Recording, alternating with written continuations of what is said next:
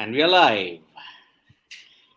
Well, a clinical 3-0 win for Pakistan in the series against Afghanistan. 59-run win at the R. Premadasa Stadium. But similar things happened today as compared to the second ODI. The lower order bailed Pakistan out yet again. The lower order gave Afghanistan a bit of a fight. And it's quite evident now that in this template, any team that is in this ODI format now building up to the World Cup has to bat deep, very deep. Yeah, first things first. I think the big news today is that Pakistan, with this particular win, has become the number one ODI side in the world. So that's a big up for the Pakistan team, going past Australia, no less. A Yep. team that we've often spoken about, Siddharth, in our discussion on Sports Today, saying that it seems to be the team that is probably the favorite to win the World Cup. Pakistan have gone past them in the ODI ranking to be crowned now as the number one ODI team in the world. And even though we've again often spoken about the fact that these rankings can be a bit misleading because it really depends on how much cricket you're playing, against whom you're playing, and so on and so forth. Yet, we often celebrate team going on top of test ranking. So in similar breath, I think you need to celebrate the fact, or give credit to Pakistan for the fact that they've become the number one ODI team in the world. Now, that means a lot. That means a lot because this is the ODI season. This is the season that will lead us to the Asia Cup. This is the season that will now take us to the Cricket World Cup. And I think your prediction of Pakistan being in the top four doesn't look that far. I mean, let's break down today's game. What is that one thing that we were criticizing Pakistan for? Is that their middle order, doesn't get run. And I think they kind of sorted it out today. So, firstly, Imam, who's been outstanding, didn't get run. So I think that's a bit of a advantage for them going forward. Is the fact that today Imam did not get runs, but others did, right? So you had a situation where you had runs from Babar, and I think that's going to be good signs for Pakistan going forward. Now there's been two games that he's got runs heading into the Asia Cup. So if anyone ever had questions about his form, he's shown you that he's got runs in those two games. And I think the player that we were all wanting to see in this series was Nawaz, and Nawaz did not play the earlier two games. They got him today, and it shows the kind of difference he makes with the bat. Today, if you look at Pakistan's batting, they had a Fahim Ashraf batting at number 9. Yes. Nawaz is at 8, Fahim Ashraf at number 9. And he's an all-rounder. He's not a Yep. bowler, he's an all-rounder. And he's batting at number 9. And that's pretty much telling you what Pakistan's batting is going to be like. And I think that's going to be their strength. Yes, the middle order, as we've spoken earlier also in our programs, hasn't been the best. But I guess if you have a lower in a middle order like Shadab, who's been outstanding with the bat once again, outstanding throughout this series, as he's been in ODI cricket for some time now. Nawaz, we know, can bat really well. He's batted at number 4 sometime for them. Yep. Fahim Ashraf batting at number 9. Though, truth be told, I think he'll struggle to get a spot in the 11 when they play their top 11. I think Nawaz will make that top 11. This particular game, they were experimenting.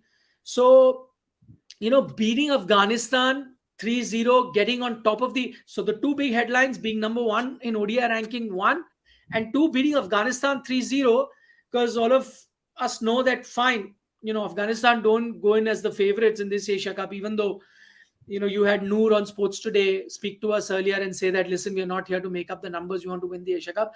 But you knew heart of heart that T20s, yes, Afghanistan can trouble you, but in the ODI format, there's still a bit of a gulf between Afghanistan, India, and Pakistan in that sense.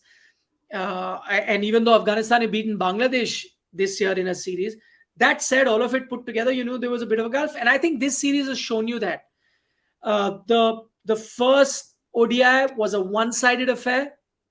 The second ODI was the closest match of the series, but showed you that Afghanistan probably still need to get that maturity to win.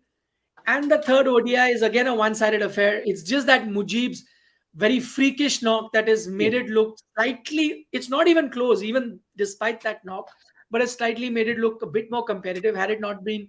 So in two games, they've just decimated, Pakistan has decimated Afghanistan, who are no pushovers, agreed, not at the same level, no pushovers. So all in all, how I'm seeing this series is 2nd of September is India versus Pakistan. Pakistan have been playing in Sri Lanka. They've played at Hambantota, different conditions. Today, playing at the Premadasa, different conditions. They've adapted to both sets of conditions. Every one of their players, Baba didn't get runs. First game has gotten runs now. Imam has got runs in the two games. Rizwan hadn't got too many runs. He's got Hmm. it now. And Nawaz has got run, Shadab has got run. Their bowling has been outstanding. Even their backup in Wasim Jr. and Fahim Ashraf are doing good. So overall, if you look at the composition of this Pakistan team, they are looking like a good team, and it's going to be a very, very closely contested game on the 2nd of September. So plenty to look forward to for that game. Yep. I mean, see, Pakistan, if you look at in the last couple of games against India, some moments, some freakish moments have gone against them. For example, Asia Cup also. Look at the one game that they had where they lost. It needed a last ball six from Hardik Pandya. Look at the Melbourne game. I mean, it needed a Virat Kohli outwardly knock to ensure that Pakistan could be defeated. That was a rare knock. That was once in a lifetime knock. Well, Yep. he calls it his best knock ever. So yeah, must have Yeah. been some knock. I mean, even now, when you look at the build up to the Asia Cup, that knock will feature every single time. I mean, this is Kohli's best knock if you look at it. And when you see Kohli against Pakistan, except for the 2017 ICC Champions Trophy, he's had success on them on a consistent basis ever since 2012. I mean, 183. Who would have thought that Hobart 133 would have been trumped by 183 against Pakistan? Who would have thought that he would have hit a century, the first Indian to hit a century in a World Cup in 2015? Who would have thought that that he would repeat an 82 that he made against Australia? He would trumpet with yet another 82, which was bigger the occasion also. So, yes, Pakistan have been undone by some freakish moments against India, but let us not forget that. Look at this team. Fahim Ashraf, he hit a 91 in a test match. That guy is batting Yeah. at number 9. That Number guy. And 9. Number 9. number Number 10 9. is Shahin Shah Afridi. Yes, even he too can whack it. And you look at even the Afghanistan batting lineup today. I mean, Mujib. It reminds me of what our editor Parvez did yesterday. Heading into the knock that he came in that match, he averaged 2. Then he made about 30, and boy, his average shot up. That's how Mujibur Rahman did it. The fastest 50, by the way. Fastest 50 by an Afghan player. But that was Exactly. again a freaky Also, knock that has made this all, competition look slightly close, but it wasn't al- really. It also the wasn't. Yeah. fastest against Pakistan as well. Yes. Highest against Pakistan by somebody batting solo. Yeah, but again, see, it just only slightly widened the gap. But then if you look at it, look, what has been Afghanistan's major problem? Failing to land the knockout punch. Not once, not twice, but 3 times now against Pakistan across formats. Look at 2019 Leeds. Failed to deliver the knockout punch when they had them all down. Babar also, if you look at it, he got out to Rashid Khan yet again. And you could see the frustration that Babar had. I mean, he's like not wanting to get bogged down, yet he's like, oh, why am I getting out to him? So the frustration's clearly showing that he does not want to get bogged down. That is the one key takeaway from this is that he's still not the same Babar that he was about 2022 or 2021, where he was absolutely fluent. He was consistent. He's still a long way from getting there, by the way. But But he got Siddharth, now I was what? looking at Two back-to-back 50s. Two back-to-back 50s. also But I the was Babar looking at Azam that we know, I was from a just 50, he Siddharth converted looking into at his 100. numbers today. You look at his last 15 ODI innings, you will barely find single digit scores over there for Babar Azam. That now you can go ahead and say things like he played in Pakistan, he played in UAE, but now he's gotten you a few runs here in Sri Lanka as well. The point I'm trying to make here is that he is a man in form, and that not just India, every team going into the World Cup will have to take note of. And you say about Indian players, Virender Sehwag, let's say, said it for Rohit Sharma today, that the batting tracks in India are going to assist somebody like a Rohit Sharma, let's say, and the Indian batters. It is going to be of assistance to somebody like a Babar as well. I don't think he's going to be phased coming into bat here in India. Yep. Yeah, But yeah, he is looking good. I mean, in terms of form, mm, he's good, and I think the few areas of concern, and I think that still remain their middle order. Uh, you know, even though I think Aga Salman got some runs today and Yeah, looked got like 38. Yeah. slightly better than the Aga Salman who played a foolish stroke in the second ODI, not once but twice. So Yeah. looks slightly better. But I think all of that gets sorted. They'll have a few hiccups, but till four they are sorted, and I think then their 7, 8, sort of 9 look good. So Yeah. the gap will always be 5, 6, and so on. So which could make a big difference. But that's their only area of weakness right now. The top order, on most occasions, have been getting run. Imam, as I mentioned, got runs. Babar got, Rizwan got today. Fakar's had starts, but not the kind Hmm. of big things that you expect out of him. We haven't seen that, but I'm guessing sooner or later you see that. The other good Nikhil, thing is let's Shadab with not the ball forget has been Shadab also outstanding. got you runs the other day in the second match, if Yeah, I'm not wrong. that's what I said. Shadab's been getting you a lot of runs. So 7, 8 is pretty sorted. Yeah. The issue with them is that maybe 5, 6, in that regard. Only issue. Look at their bowling. Their fast bowling. The other day we did a program and we said probably the best, three fast bowlers that any country has right now. They've rotated that, and is also showing you a bench strength where now Wasim Junior and Fahim Ashraf have come on to bowl. You've actually rest two of your best pacers in Naseem Shah as well as Haris Road. Haris. So two of them have been rested. Yet you had a decent bowling lineup. Again, I'm not judging them just based on this one game versus Afghanistan, but gave a good account of themselves. The thing is with their spin, and you often question that, okay, maybe the spinners may not be that. Shadab's been amongst the wickets. Today, Nawaz played his first game, also looked very good with the ball. Apart from, we all know that what he can do with the bat. So you look at the overall composition of this Pakistan team; they are kind of, ticking all the boxes, and there's a reason why they are now the number one ODI team in the world, going past Australia. I would like to know if you were to compare, and I've like broken down the Pakistan team right now. Compare them to the Indian team where they stand right now. How do you see the two teams stack up? Fairly evenly matched. I would say India's spin department has a slightly bigger edge. And we had the same middle order problem, KL Rahul, Shreyas Iyer. Pakistan also have a similar kind of a problem, but the fact is form. They have not been performing. India, on the other hand, they have not been playing together for a long time. So that is the problem, either due to injuries or either due to some other factors, rotation or some other thing. But You know, I I would want like to to say, put yeah. India slightly ahead of Pakistan. Honestly, with looking at player to player, spin bowling in particular, they are ahead. But pace bowling, I think with Bumrah's addition, I think that has equaled. If they had no Bumrah, they had no Siraj, I would have put Pakistan's bowlers right up there without any debate. But with Bumrah and Siraj's addition, also Shami coming back, I would put them on par as far as the pace bowling department is concerned. I think I'll wait. I think, and that's what I think. I sort of disagree with Siddharth at the moment, because, and my answer could change. My viewing and the way I look at things right now could change. Let's say in about 3 weeks from now, when you're, let's say, looking at Yeah, that. so then you'll be a hindsight expert now if your answer changes. No, I'm saying no. Looking So back. what I'm saying is that at the moment I have no qualms in saying that Pakistan, let's say, going into the Asia Cup, are the better team for me, looking like the better team. Overall, that is because you still don't know where Jasprit Bumrah stands at the moment. All you've seen is two T20Is from him, a man of the match performance as well. But we still to see, let's say, Bumrah bowl 10 overs. This whole unit, let's say, come together is something we are yet to see. Pakistan, we still sort of seeing glimpses. So at the moment, no qualms in saying that Pakistan look the better team for me. Okay, that's interesting. How I see it right now is very tough to call. So, I mean, what are the advantages that Pakistan have? One, they've been now playing their team together, and in all things that you are looking at, there isn't any big concern of anyone coming back after injury issues or as such. So they've been playing, and so you have an idea how they will be performing.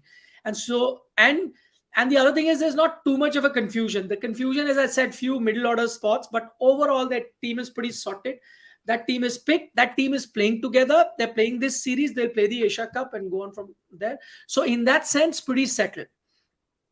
Then their strength is their fast bowling, and they have troubled not just India, most other teams. It has happened to India, other teams as well. In Shaheen Shah Afridi, Naseem Shah, and Haris Rao, I still maintain the best fast bowling lineup. Looking at that, they're not coming back. Shaheen had that injury, but there's been enough time that he's come back from that injury and has played in enough cricket since then. So looking at all of that, keeping all of that in mind, I think that if you were to ask me right now, in terms of the team that kind of looks better, I'd have to go in with what Harshit is saying and say that probably right now Pakistan does look like the slightly better team. Only I'm saying it because of the fact that they've been playing cricket continuously, and that is a team that has been, in that sense, knowing of their strengths and weaknesses. Now, what's the issue with the Indian team? As Siddharth pointed out, now this is a team that hasn't played cricket together. I mean, everyone. Let's start from the top, right? Let's look at Shubman Gill, not in great form. Okay. Let's look at Rohit Sharma. He's not played ODI cricket for some time now. In the West Indies series, also did not play. Virat Kohli has not played ODI cricket with this Indian team. T20 Test cricket, completely different matter. Get to your number 4. For the longest time, we did not even know who our number 4 is. Maybe Shreyas Iyer will be that, but he's coming back after an injury. Number 5 is who? KL Rahul. Who? What is it? I don't know what the latest update is. Maybe Harshit can tell us what the latest update is. KL Rahul is someone who's. Yeah, go ahead. Also, Nikhil, can we just request you to turn your camera on again? I think there's something wrong there. We can't see you at the moment, and maybe we can. The lights Why are gone off. don't you tell us what KL Rahul is doing? All right, so I did manage to catch a few glimpses, and today, unlike the session that we saw from him yesterday, and for all those folks joining us right now, there is a detailed video that we did yesterday about Kerala. So yesterday, which was the second day of this Allur, national camp taking place in Allur, he wasn't seen keeping the wickets. But today, and it was, by the way, while he was batting yesterday, it was Ishan Kishan who was seen doing some keeping drills with T. Dilip. Today, however, there were some visuals that surfaced which showed KL Rahul doing some keeping drills as well. Having said that, it looks a little 50-50 at the moment, and there are certain reports suggesting that maybe KL Rahul will not be available for that first game against Pakistan that you play on the 2nd of September. A lot hinges on his ability to keep the wickets, and the Indian management, what we are able to gather at the moment is extremely clear that if you can't keep the wickets, he's not going to be there in the side. You're going to be having, in all likelihood, that's not been said though, but a calculated guess, it's going to be Ishan Kishan then who's going to be in the 11 for you in place of KL Rahul. So getting back to that point, so again, number 4 coming back after a long time from injury. Number 5, we don't know who it is. And number 4 could be Ishan, then 5, whatever. Hardik is your number 6, not in great form with the bat, by the way. Your number 7 will be Jadeja, who I think is been a steady performer for you for some time right now. 8 will be Kuldeep, again a guy in form. Then your 9, 10, 11, depending you play a spinner or a fast bowler, whatever. Jasprit Bumrah is a top class guy, but again he's just shown you glimpses, that too against Ireland, few overs. So we really don't know where he stands when he'll be bowling complete 10 overs. And then you will have Shami also, who hasn't played any cricket, I think, after the World Test Championship final. WTC final. Yes. Yes, he was The rested. WTC. Yes. Right. Completely different format. White ball cricket was IPL. Right. So since then hasn't played. Siraj, who also played test matches in West Indies. Again, no white ball cricket for a long time. So again, IPL was his last white ball performance in that sense. So again, so you're going with a raw team. You can do any amount of match simulations. Whatever you're doing is very different compared to a Pakistan. The other thing that goes in Pakistan's favor is the fact that they're playing in Sri Lanka. So they've gotten used to the Premadasa today. They got used to Hammintota, different conditions. A lot of their players played the Lankan Premier League as well. So all in all, I think they're more accustomed to those conditions.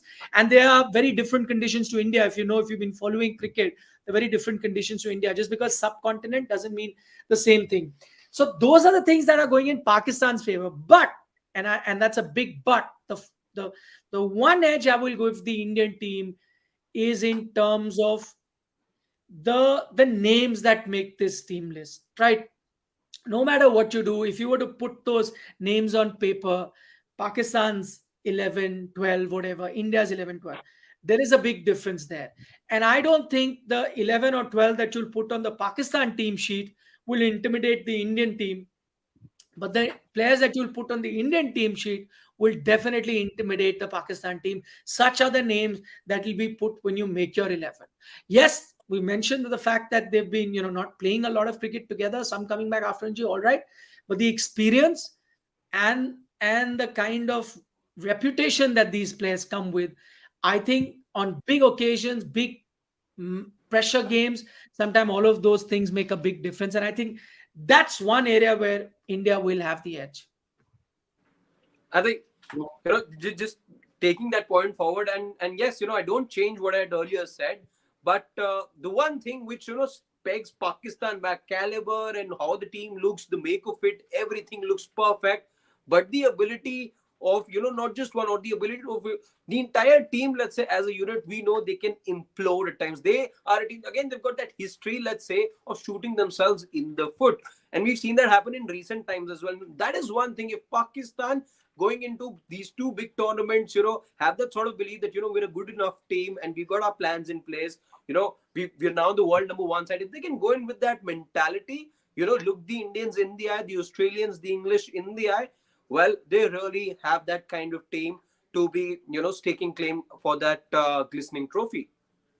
Yeah, I wanted to take a few comments as well, but before we get into a lot of interesting comments on India Pakistan, but Praveen Akurati is saying, "Hello everyone, please talk about the Pranoy's game. I watched it; it was heartbreak. Wins the first game and then loses the next two. I think, and what's really interesting, and I just didn't mention that because I kept thinking about it while the game was on. The lady commentator, and I her name really slips out of my mind, but she's been commentating for a very long time. I mean, if you've been watching Indian badminton for the last 7-8 years, you would have heard her voice because she's the official comment. And she made a very interesting point. Even though Pranoy had won the first game, he was leading 5-1, if I'm not mistaken, second game. And at that point, she made a comment that, what, Pranoy is looking good, looking a better player. And this is where, really sharp analysis comes in. She says, but I don't think he'll be able to maintain this level of the game. And I was wondering why she's saying that. This guy is like, rolling over the opponent, head and shoulders above that. She made that point, and sure enough, it happened. The Thai opponent, obviously, he's, I think, the losing finalist last time around at the World Championship. Took his time. That experience was more defensive. I mean, Pranoy, I think, played the best game of the match. I don't know if you remember, he played a backhand smash in the second game. Twice, in fact. I saw him play that shot twice. Yeah, but one of that was outstanding, like from the position that he played. Oh my God. It was like, but at the end of the day, patience. I think the Thai opponent really wore him down, and then slowly and gradually. In fact, very interesting, Nikhil, that you say that, because while that comment was being made, I also heard that, being called by the commentator. And when I was doing my research, let's say, about Pranoy, and one of the things Gillian Clark, that female. Gillian Clark, correct. Yes. Yeah. And one of the things we've seen with Pranoy over all these years is, he has that mentality wherein he tries to take it deep. He always wants that. He did it just about 24 hours back against world number one. It paid off for him. So why exactly was the commentator saying that is something that, struck my mind as well. But clearly she got it spot on. Yeah. And you know what I'm saying? This is okay. He did well. He's making a comeback. He's gone there. But please, Indian fans, worry not. You have another guy to cheer for on Sunday, Neeraj Chopra, in the final of the World Championship. That's going to be at 11:20. And you know what? What is the coincidence? We are building up to India-Pakistan. Asia Cup kept talking about India-Pakistan. For all you know, the World Championship Javelin final will be India versus Pakistan. Ashraf Nadeem versus Neeraj Chopra. Yep. And remember, Ashraf Nadeem. Did they have the two best throws in qualifying? Yes, they did. Ooh. And remember, also very interesting, because first time you have 3 Indians as well take part in that final. Very Yeah. Yes, special. DP Manu also is there. And remember, there is one more entity we have to all cheer for. The 4x400 meter men's have reached the final. Relay. Yeah, but they're not in. I mean, I'd love to watch it, but I don't think they're in with a medal chance. But in Yeah. Neeraj's case, it is. And why it's so blockbuster? Because out of all the medals that he's won, he's not won a world championship gold. He's World won a world champions. championship silver. Want him to win the gold. He's placed really good. But as I said, Ashraf Nadeem, the Pakistani opponent, they're actually good friends of Yes. Yeah. of competition. And Neeraj never crossed 90 meters. He has. Because So 2022 that's what's going to CWG. be very interesting. Very interesting. And I think, Yep. all that India, Pakistan, 2nd September, 2nd September can wait. 27th of August, we'll have an Tomorrow. India, Pakistan to watch. So all of you Yep. who are joining us right now, reminder, it's going to be late at night tomorrow at 11:20. But worry not. As always, we're going to be with you, partners in crime. After the Yep. final is done, we'll be coming live and then discussing and sharing our thoughts, taking your comments, because it's going to be a big day, right? It's going to Yep. be a big day either way. Neeraj could complete total javelin then tomorrow if it happens. Yeah. Yep. Because he would have won everything that needs to be. And remember, Arshad Nadeem threw 90.18 meters. And at the CWG, but Neeraj was missing in that time. So that is why it's going to be the Yes. first time since Eugene that you may see these two competitors go face to face. There's a comment from, I just missed it, where I missed your name, sorry, but somebody pointed out that, you're talking about the 4x400. They've broken the Asian record. Yes. Have they qualified with the second best timing? I'm not sure. I think it was the second best. I'll just check. I'll just But you check. all know that, the top teams always don't give their best in the heats. Yeah. So, yeah. So it was the second place in Heat 1. So it's okay. They have qualified for the final. That is the most important Yeah, thing. that's what I'm saying. So, Yeah. I mean, as much as I'd be watching that, it's always fun to watch an Indian athlete or a team to be in the final of a track event, whether it's the Olympic or World Championship. That itself is a big achievement. We're watching it, Yeah. but I'm being a bit realistic, and I know that a medal chance there is highly, highly, highly unlikely. If that was to happen, I think it'll be the greatest achievement ever. Yes. If that was to happen, but I doubt. But I think the more realistic chance is to get a medal for Neeraj and gold at that. I think you've got to be aiming for that, and things are looking good. For all you know, if you get 2 medals, imagine what a feat that would be. Since there are because 3 Indians, get 2 it's medals. never happened in the it's never happened in the history of the World Athletics Championship for India. Their best showing was 2003 and 2022. Now, one medal might be assured tomorrow. And remember, Anderson Peters, Neeraj's closest competitor, is not in great form. And on top of that, you have the likes of Vadlesh and Julian Weber also. He's also Weber not as well. in. Yeah. So Arshad Nadeem, although he's coming out of injury after that 90.18 meter throw, but remember, it will be a very interesting contest, and it will be quite surprising if Neeraj does not win the gold medal this time around. This is his best chance. And remember, what if he can achieve both? He throws 90, gets the gold. Nothing more to achieve in life, boss. Nothing more. Cherry on top. It's been a fantastic year from him for him anyway. He's won in Doha already. Like it has been the case with him. Just one throw and it's done for him was the case just about just yesterday. So again, and we know where he's coming from. Again, he's tasted all sorts of success in the past. The one medal, like Siddharth said earlier on as well, it'll be the icing on the cake if he can just wrap things up with a medal tomorrow. By the way, if you guys remember, he said that we don't really get medals. You remember that part? I think that clip got viral the other day, where he said, "Ki we don't really get medals. Aap log medals bana dete ho, main milta nahi hai medal." Really? Yeah, but tomorrow it's going to be big, and don't worry. Prior to that match, you're also going to see the preview of it from me tomorrow morning. So do stay tuned for that as well. India versus Pakistan, not cricket, but jab. There's a comment from Ajit Buwana. and I want to take that. He's saying, why are you giving so much points to Pakistan? And I'm trying to think that he's saying, why are you praising Pakistan? But Ajit, you know, w- when we talk sport, it's our job to be objective, right? And look at teams the way that they are. There is no jingoism involved. There's no nationalism involved. Of course, all three of us here, whenever you watch a cricket match, and more often than not, we are all watching together because we are always in office. All of us cheer for the Indian team. But as journalists, it's also our job to put the true picture in front, rather than just be praising one team just because we support it. That's now how it is. And if you look at our analysis, just go back and check it out. I think what we've tried to do is highlight the good points of both teams, and if a other team is looking good, well, so be it. That's not to say that one team has the edge and the other doesn't, but there are strong points, and that's what actually makes sports so exciting. Honestly telling you, even if you're an India fan, wouldn't you want?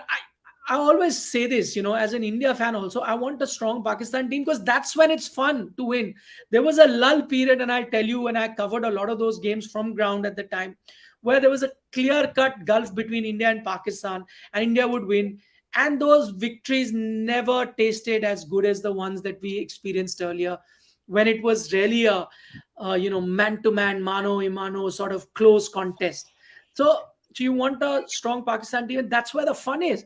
That two strong teams go against each other, and then the team that you're cheering for wins. So we just try and put facts out, data out, all the matches that we watch, and just try and share our experience of covering cricket with you.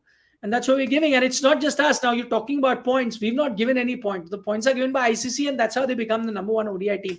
Again, I repeat that number one ranking does not signify a team is the best in the world, but it's a ranking nonetheless, and it's a reason to celebrate for any team. We celebrate it when the Indian team is the number one test team in the world, or the ODI, and similarly any other team being there. It's a reason for celebrating. I think it's nicely set up. So for once, you're getting into this contest where two teams are going to be at an even keel, and then go against each other. That's what makes this contest very exciting. Yep, indeed. And again, this question that Dex is saying, like, why are you all hyping Pakistan? They play weak teams and B teams all the time. But Dex, that's not Pakistan's fault. See, at least they are playing all the other teams and showing their presence in the cricketing world.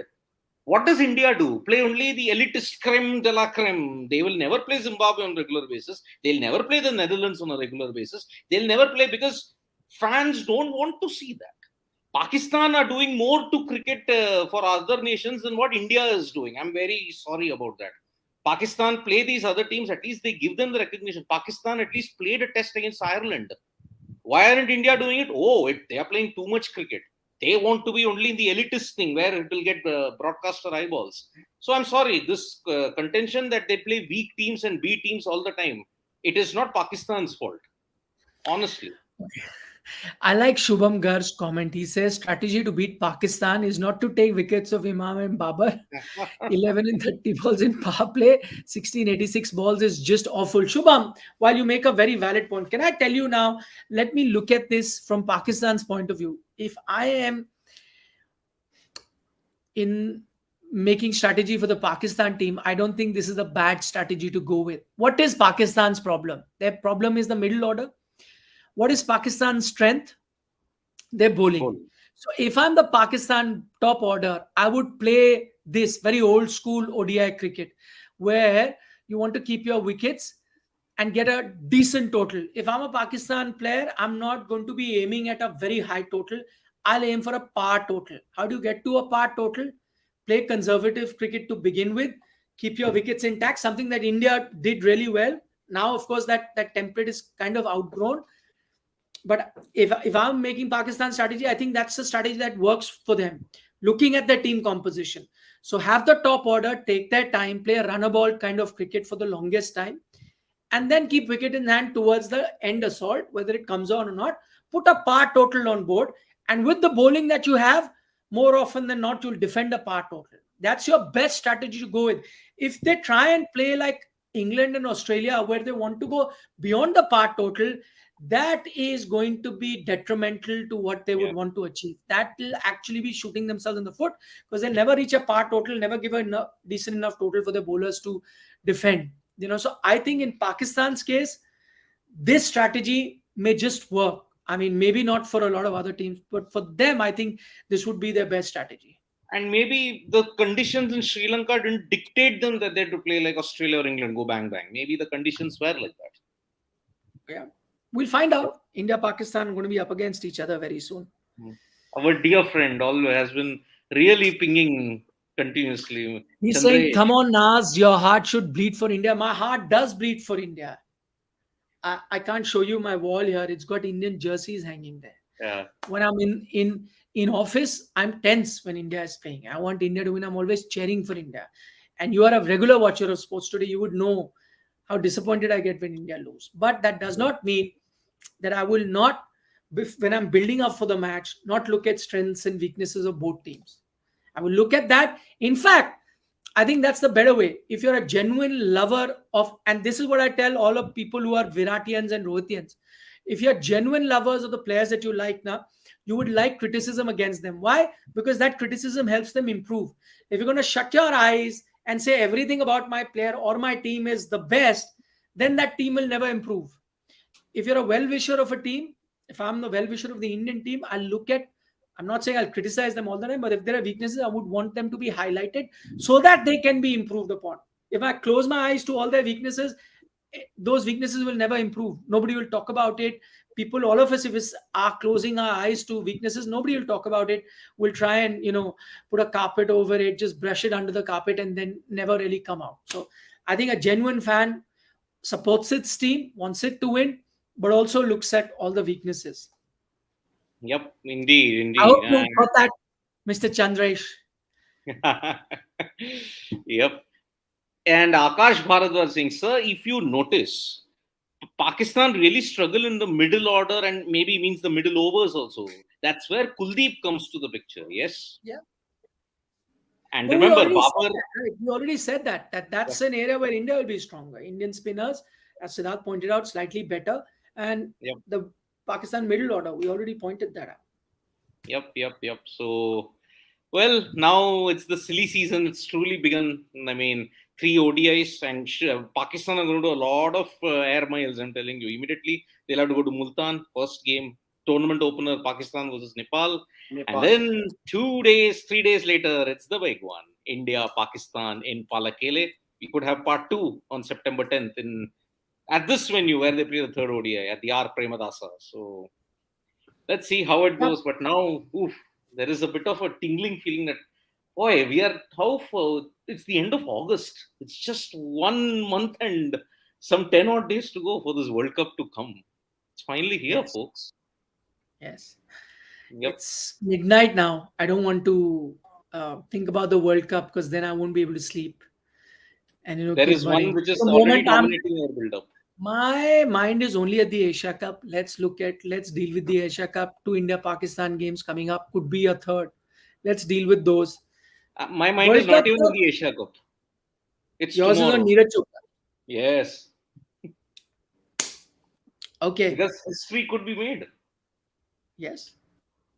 Yeah. That's on that note, bye-bye. Thank you. Everyone who joined us. Couldn't take all your questions, but it's late at night and Harshit is already half asleep. So we'll see you guys tomorrow. I'm actually looking forward to tonight's sleep because Man United got 3 points and my day's made anyway. So yeah. Well done. Wow. You're 2-0 down. You came back 3-2, right? We were 2-0 down. We managed to make a comeback. So yeah. Well but hopefully another reason to sleep with a smile on the face tomorrow. And as Nikhil had earlier said, we'll be here on Sports Day as always to get you the latest from the World Athletics Championship. Not 1, not 2, but 3 Indians in the fray in the javelin throw event. Thank you so much, guys, for joining us. Also 4. 3 of us. Fourth one also. A fourth one also to look forward to. Yes. All right, then. See you. Bye-bye. Fourth one, sorry? 4 by 400 meter relay. 4 into 400 meter. Achha, the 4 members of the 4 into 400. As somebody pointed out, is that correct? That their timing is what was the Tokyo silver? Yes, That's bronze. It could incredible. have been bronze if they the same time had come in Tokyo. It would have been Yeah, bronze. but all I'm saying is that the timing also depends on I the know. wind conditions that Wind day, the conditions. weather, and so on and so forth. So, Yep. as I said, I'd be like blown out of my minds if you get a medal in 4x400 relay. That Yep. happens, it'll trump everything. It'll eclipse Neeraj's effort potentially. Everything. Yep. Yep. See you. Okay, bye bye. Good night. Take care. See Good you. Don't night. forget Good to night. subscribe to Sports Today Yes. Asia Cup coming up big. We'll have big Yeah. experts reporting from ground from Sri Lanka. All of that if you want. This is your place to be. Sports And Today. Just, and our dear friends in the background who are working equally hard, they say download the SportsTuck app as well. You're gonna get notifications as well. So yeah, that as well. Yep. Yep. bye Yep. bye. See you.